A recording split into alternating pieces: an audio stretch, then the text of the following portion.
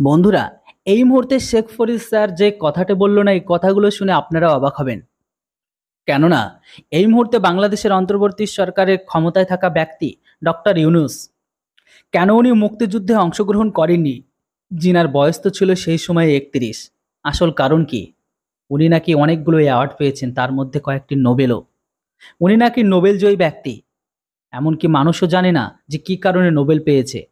তবে এইগুলো হয়তো অবশ্যই জানে যে উনি একজন সুদখোর ছিল। এছাড়া বর্তমান সময়ে মুক্তিযোদ্ধাদের নিয়ে উনার মুখে তো কোনো কথা নেই। এমনকি উনার যে বর্তমান সময়ে যে কর্মকলাপগুলো, সেগুলো সর্বদাতে থাকছে ভারত বিরোধী। যে সরকার হয়তো সামনের দিনে খাড়া হবে, সেটাও থাকবে ভারত বিরোধিতাকারী। আর এটা তো আপনারা সকলে জানেন, এই মুহূর্তে পূর্ব পাকিস্তানের ঘরের ভেতরে যে বা যারা ভারত বিরোধিতা করছে বা ভারত বিরোধিতাকে এগিয়ে নিয়ে যাচ্ছে, তাদের হাইপ হচ্ছে অন্যরকম। সেটা পোস্ট হোক, ভিডিও হোক, যে কোনো জায়গায় প্রতিটা সন্তান থেকে শুরু করে প্রতিটা বড়, প্রতিটা ছোট, প্রতিটা ব্যক্তির মগজে ঢুকে দেওয়া হচ্ছে তোমরা ভারত বিরোধিতা করো, ভারতকে ঘৃণা করো, তাহলে আমাদের দেশ এগিয়ে যাবে। দেখার বাকি এটা সামনের দিনে কিভাবে এগিয়ে যাবে। কিন্তু শেখ ফরিদ স্যার যেভাবে তার সম্পর্কে বলল, সেটা শুনে আপনারা অবাক হবেন। চলুন ওনার কথাগুলো শুনে নিই। ভিডিও ভালো লাগলে ভিডিওটিকে লাইক আর চ্যানেলটিতে নতুন হলে সাবস্ক্রাইব করুন। হলো 6-এ আপনাদের সকলকে আবার বলছি, হজ বরল 6-এ আপনাদের সকলকে আমন্ত্রণ। প্রথমে একটু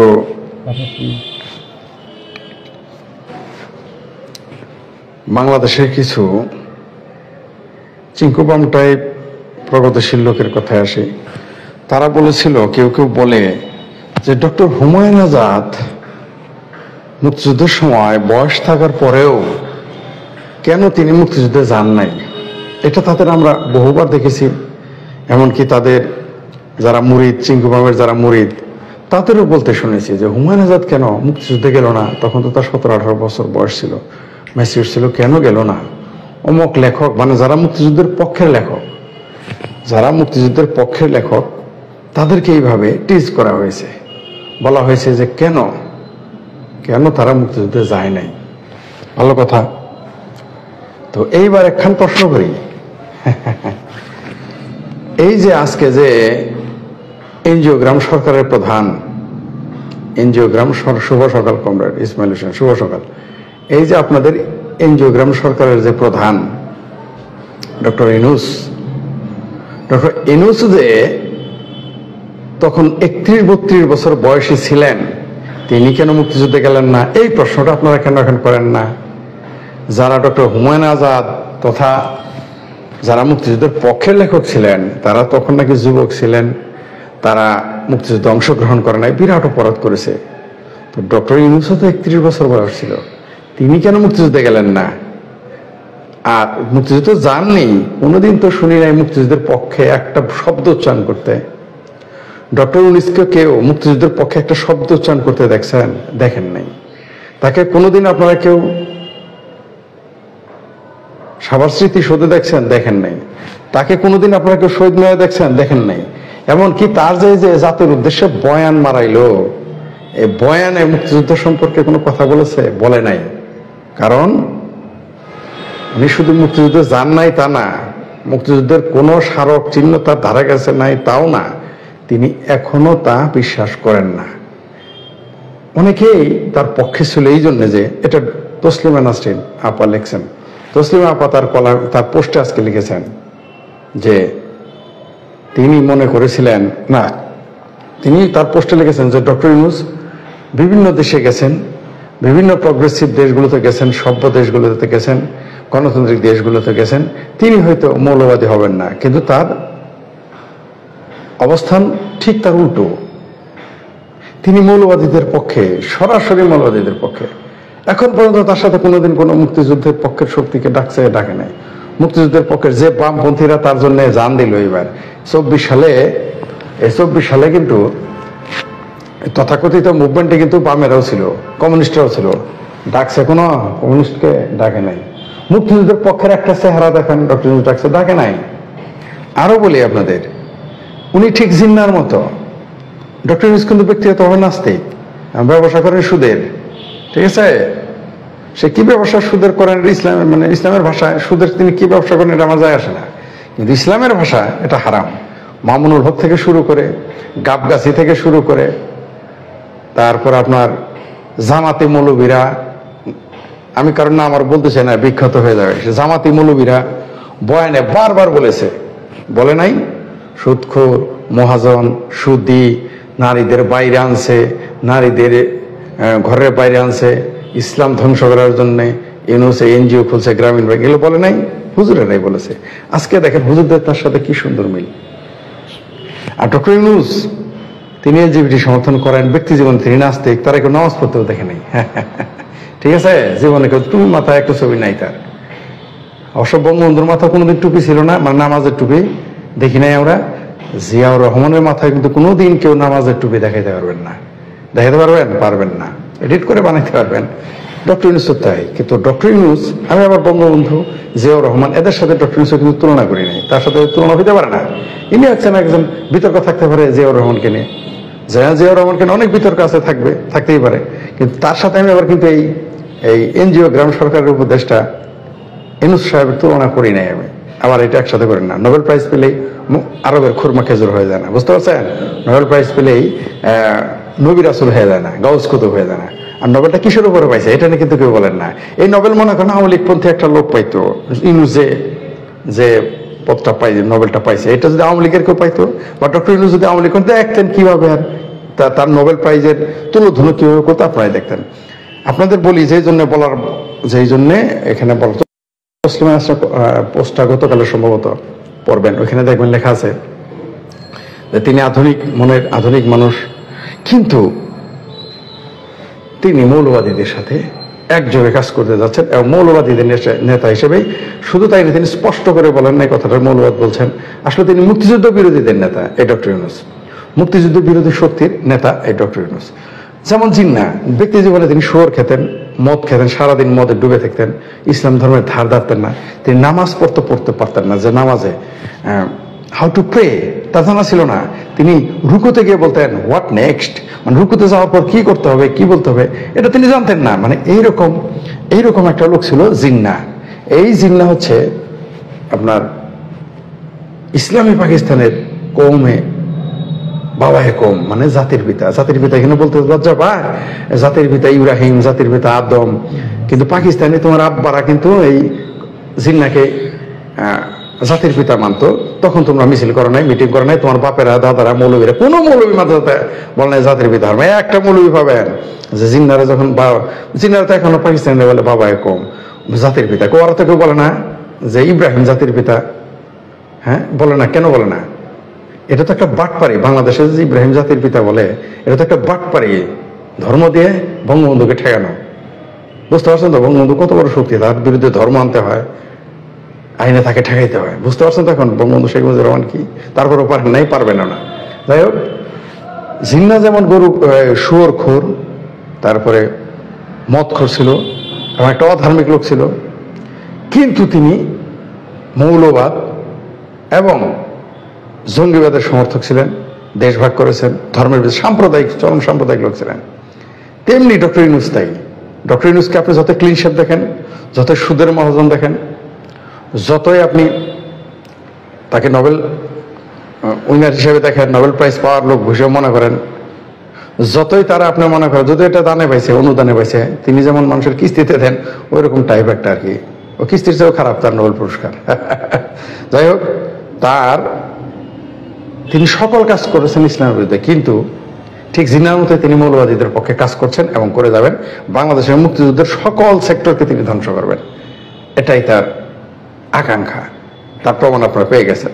আরেকটা বছর তসলিমা আপা, মানে তসলিমা নাসরিন একটা পোস্ট দিয়েছেন আজকে, তিনি লিখেছেন তিনি জেনজিদের মনে করেছিলেন তারা যেভাবে সুন্দর জাতীয় পতাকা উত্তোলন করছে, গান টান গাইতো, এরা না জানি কত ভালো এরা, কিন্তু এখন তসলিমা নাসরিনের মোহ ভাঙছে।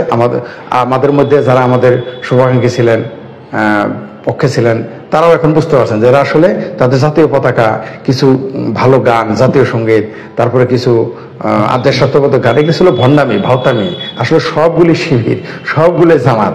ওই যে শেখ হাসিনা যে বলছিলেন প্রাইম মিনিস্টার, যা রাজাকারের নাতিপুতি, এগুলো তাই, এগুলো হয় রাজাকারের পোলা, নাতিপুতি, পোলা তো না, এরা রাজাকারের নাতিপুতি এরা, আর হলো আপনার এই হেফাজতে পাকিস্তানের পক্ষের। আসলে প্রাইম মিনিস্টার বলা ছিল এরা হেফাজতে পাকিস্তান, তাহলে এই চেতনাটা চেত না, পাকিস্তান নাম হলে একটু ঠান্ডা থাকতো। এরা আসলে যত রাজাকার তার চেয়ে বেশি হচ্ছে হেফাজতে পাকিস্তানি, এদের মাইন্ড সেট আপটা এভাবে তৈরি করা হয়েছে। আচ্ছা, এবার এটা গেল। আপনাদের এই যে আর কি সলিমুল্লাহ খান স্যার বলেছিলেন, সলিমুল্লাহ খান স্যারের সেলারা, ফরাদ মাজার সেলারা বলে যে অমুক লেখক তমুক লেখক মুক্তিযুদ্ধের পক্ষে তারা যায় নাই কেন, কিন্তু এদের এখন প্রশ্ন করেন যে তোমাদের ডক্টর ইউনূস, তোমাদের যে এই যে এনজিওগ্রাম নেতা, সে কেন মুক্তিযুদ্ধে যায় না? এই প্রশ্নটা আপনারা নিয়মিত করবেন, ছাড়বেন না। আর জামাতার আমির বলছে, কত বড় বদমাইশ জামাতার আমির, সে এখন বিড়াল বষ্টমী হয়ে গেছে। একটা গান আছে না, বিলাই খায় মাছ খাবো না গোস খাবো না, ঠিক আছে, বিলাই বৈষ্ণবী। কি সুন্দর সুন্দর বয়ান দিতেছে, খুব সুন্দর সুন্দর বয়ান দিতেছে। আবার আজকে দেখলাম এক রিলে দেখলাম যে যে আর কি মামুনুল হক এখন ইউনূস সাহেবের সাথে শেক হ্যান্ড করতেছেন, সেই ইউনূস সাহেবকে বলতেছেন সুদের মহাজন। এই মামুনুলেরা কিন্তু একবার শেখ হাসিনা, ডক্টর ইউনূস জানে না, এই মামুনুলেরা শেখ হাসিনাকে আম্মা ডেকেছিল। দরকার হয় নিজের লাভের জন্য এদের সদগা, এদের লিল্লা, এদের জমি, এদের সার্টিফিকেট পেতে দরকার হয় ডক্টর ইউনূস এই সুদী মহাজনেরও মামুনুলের চেলারা এবং মামুনুলেরা আব্বা ডাকবে দরকার হয় ইউনূসকে। তারপরে পাশায় ঠিকই লাথি দিবে, যেমন শেখ হাসিনাকে আম্মা ডেকে তার বুকের মধ্যে কামড় দিছে। ঠিক আছে, এখন কিন্তু কোনো কৌমি সন্তান আর একটাও দেখি না। ঠিক আছে, পাইছেন? আমি কত কালো বলেছি, একটা কৌমির লোক পেয়েছেন আপনি? পান নাই। তসলিমা নাসরিন আরেকটা পোস্ট দিয়েছিলেন, এই যে শিবিরের, বলেছিলেন যে হতে পারে ফেক বা সত্য, যে ওই যে ভারত বিদ্বেষী হিসেবে আপনার সন্তানকে তৈরি করুন, মানে আমাদের সন্তানকে আপনার সন্তানকে ভারত বিদ্বেষী বানান। এটা বানাচ্ছে, কালকেও বলছি আজকেও বলি, এটা বানাচ্ছে, এটাই হেফাজতে পাকিস্তানিদের আসল কাজ। হেফাজতে পাকিস্তানিরা কোনো ব্যক্তিকে রাজনৈতিক জ্ঞান দিবে না, তাদের একটাই কাজ ভারত বিদ্বেষী বানাও আর হিন্দু বিদ্বেষী বানাও, এটা তাদের কাজ। কারণ যত ভারত বিদ্বেষী আর হিন্দু বিদ্বেষী বানাতে পারবে তত মুক্তিযুদ্ধের চেতনা ধ্বংস হয়ে যাবে, এটাই তাদের প্ল্যান। তারা কিন্তু ভারত বিদ্বেষী হিন্দু বিদ্বেষী এই জন্য না যে ধর্ম আর দেশের বিরুদ্ধে, তাদের মূল বিদ্বেষ হচ্ছে ৭১-এর চেতনা। ৭১-এর চেতনাকে ধ্বংস করার জন্য, মুক্তিযুদ্ধের চেতনাকে ধ্বংস করার জন্য, মুক্তিযুদ্ধের উদ্দেশ্যকে ধ্বংস করার জন্য এবং পাকিস্তান প্রেম জাগায় দেওয়ার জন্য এরা ভারত বিদ্বেষ, হিন্দু বিদ্বেষ ছড়াচ্ছে এবং ছড়াতেই থাকবে। এটাই তাদের আসল কাজ। এদের যত ব্যাংক দেখেন, যত শিক্ষা প্রতিষ্ঠান দেখেন, যত মেডিকেল প্রতিষ্ঠান দেখবেন, আপনি গেলেই বুঝবেন কথাবার্তা। এরা দেখবেন কি বলে, আপনার একদিন এদের যত কোচিং সেন্টার আছে বাংলাদেশে, এগুলো কাজই হচ্ছে ভারত বিদ্বেষ এবং হিন্দু বিদ্বেষ ছড়ানো। তার সাথে মুজিব, মুক্তিযুদ্ধ, এগুলো তো আস্তে আস্তে বলবে আপনাকে, একদিনে বলবেন। আমি আবারও বললাম, আপনারা খোঁজ নেন। তসলিমা আপা আরেকটা অভিযোগ করেছেন যে আওয়ামী লীগ মুক্তিযুদ্ধের চেতনা বাস্তবায়ন করতে পারে না, এটা সত্য। আওয়ামী লীগ যদি আজকে মুক্তিযুদ্ধের চেতনা বাস্তবায়ন করতো, তার এই অধঃপতন বা এত বিপদ হতো না, তার সরকারের পতন ঘটতো, কিন্তু তার যে এই বিপদটা হতো না। আজকে যদি মুক্তিযুদ্ধের চেতনার মানুষ বেশি থাকতো, তাহলে শেখ হাসিনার নির্দেশের অপেক্ষায় কেউ থাকতো না, সরাসরি মাঠে নামতো। আমি কি শেখ হাসিনার নির্দেশে মাঠে নামছি? না, আমি নাই। আমি মুক্তিযুদ্ধের চেতনায় বিশ্বাস করি, সেটা ধারণ করি, তাই আমি আগে থেকেই ছিলাম, এখন আছি, ভবিষ্যতেও থাকবো। মুক্তিযুদ্ধের চেতনার পক্ষে আওয়ামী লীগ না করো, তাহলে আওয়ামী লীগের লোকগুলো কেন মাঠে নামলো না? এই জন্য নামে নাই যে ২.৫ লক্ষ মানুষকে ভাতা দিয়েছে, সেই মুক্তিযোদ্ধার লোকগুলো কোথায়? কে যেন পোস্ট করেছে যে ২.৫ লক্ষ মানুষকে যে ভাতা দিল তারা এখন কোথায়? ৫৫,০০০ বাদ দেন, ২ লাখ থাকলো, ২ লাখও বাদ দেন, আরো ১ লাখ বাদ দেন। ১ লাখ মুক্তিযোদ্ধার পরিবার তারা কোথায়? তারা কথা বলে না কেন? এখন বলবেন জীবনের ঝুঁকি আছে। আমাদের জীবনের ঝুঁকি নেই? আপনারা তো ভাতা খেয়েছেন। আমরা তো মাসে ২২,০০০, ২৫,০০০, ২০,০০০, ৩০,০০০, ৪০,০০০ করে ভাতা পেতেন, সরকারি চাকরি পেয়েছেন সেই কোটায়। আমরা তো কিছুই পাই নাই। আমরা কিভাবে বলি? বলবেন যে পরিবার বিপদে পড়বে। আমাদের পরিবার নাই? আমরা কি মাটি ফেটে আসছি? কেউ বলবেন তাদের বাপ মার সমস্যা হবে। পরিবার, আমাদের বাপ মা নাই, আমাদের পরিবার নাই, আমাদের সন্তান নাই, আমাদের স্ত্রী নাই, আমরা কিভাবে কথা বলি ভাই? কই কেউ তো আপনারা, হ্যাঁ আওয়ামী লীগের ২-১ জন লোক আমাকে কল করেছে, তারা আমাকে সাপোর্ট করবে। ২-১ জন মাত্র, ২-১ জন। আমি ব্যক্তিগতভাবে ওনাকে ফোন করেছি, ও বলে আসে না। মুষ্টিমেয় কয়েকজন লোক সহযোগিতা করতেছে এবং করবে, তারা বলেছে। যাই হোক, সেটা আলাদা বিষয়। তাহলে যারা ভাতা পাচ্ছেন তারা কথা বলেন না কেন? এত টাকাগুলো কি করছেন? আপনারা যারা মুক্তিযুদ্ধের ভাতা খেয়েছেন অনেকেই তো লোন উঠিয়েছেন, উঠান নাই? লক্ষ লক্ষ টাকার লোন উঠাইছেন, বেতন পাইছেন, ভাতা পাইছেন, সেগুলো কাজে খাটান না কেন? একটা আওয়ামী লীগের কর্মীরা 10 টাকা দিচ্ছেন, মুক্তিযুদ্ধের পক্ষের একটা লোকের 5 টাকা দিচ্ছেন, দেন নাই। কিন্তু ঠিকই তো মৌলবি করে টাকা দিচ্ছেন। তো মান্দার গাছের বাগানে আপনি টাকা দিচ্ছেন, গোলাপ ফুল আশা করেন, কেন করেন? গোলাপ ফুল চাইতে গেলে, গোলাপের ঘ্রাণ পেতে গেলে আপনাকে গোলাপের বাগানে ইনভেস্ট করতে হবে। আপনি ইনভেস্ট করেন মান্দার কাটায়, আপনার পায়ের নিচে তো কাটা ফুটবেই। যাই ওটা অন্য বিষয়, অভিযোগ আমি করতে চাই না। তবে মুক্তিযুদ্ধের পক্ষের শক্তিকে দ্রুত এগিয়ে আসতে হবে, ঐক্যবদ্ধ হতে হবে। যদি না হন তাহলে দেশটা কিন্তু